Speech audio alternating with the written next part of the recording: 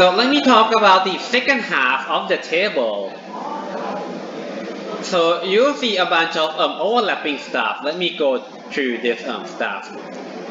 When a function, when the derivative of a function doesn't exist,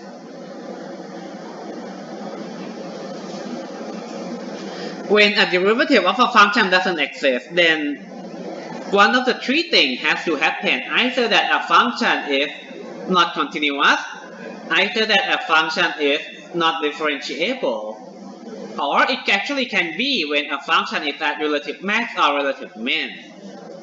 So let me clarify.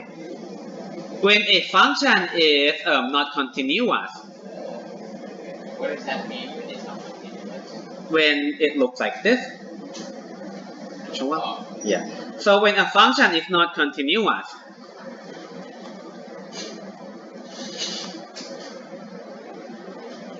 then the derivative is just dne.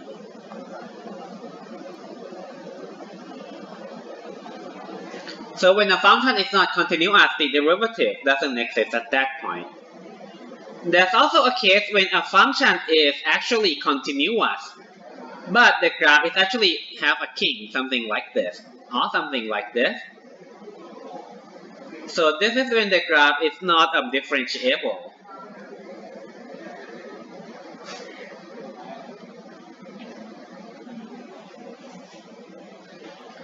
So this is also when my derivative doesn't exist.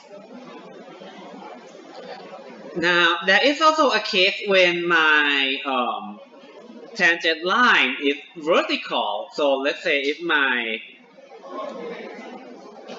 graph looks something like this.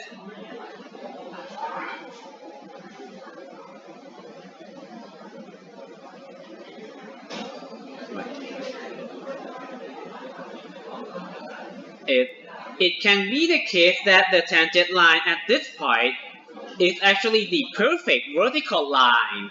So even though I can draw the tangent line, the slope of that line is actually infinity. So I'm gonna say that the derivative actually doesn't exist at that point as well. So this is the case when my derivative doesn't exist. But one thing you should note is that sometimes a function can actually have a relative min-max even though the derivative doesn't exist. Like this guy here. This is the relative min of a function and this is the relative min and relative max of a function. So even though there's no derivative at that point, the function is actually at relative min or relative max. On the other hand,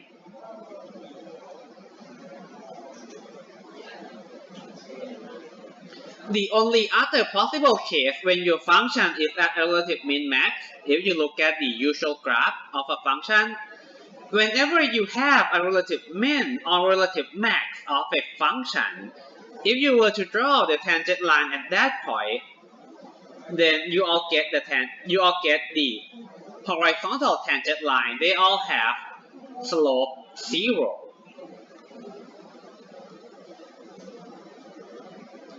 So only two things can happen when a function is at relative min-max. It can be that the function is not differentiable, or it can be that the function is at the derivative is 0. So that means when it's at relative min-max, two things can happen. Either the derivative doesn't exist, or either the derivative equals to 0.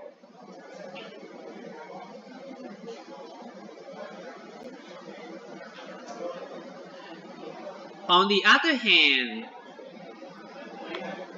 if you have a function that the derivative of the function is 0, a function can have a relative min-max at that point, or it can actually be the case that the function is at the inflection point at that point. An example would be the f of x equal to x cubed. So in a cubic function,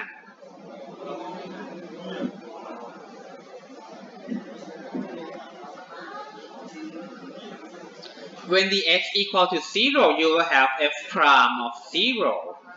equal to 0. But this guy, even though the derivative is 0, it's actually neither a relative min or relative max. This guy is actually at an inflection point.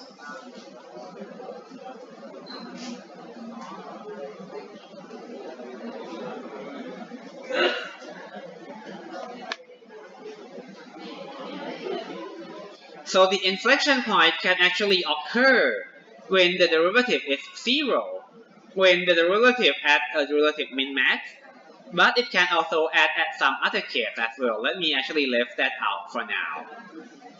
But so here, these are basically the some relationship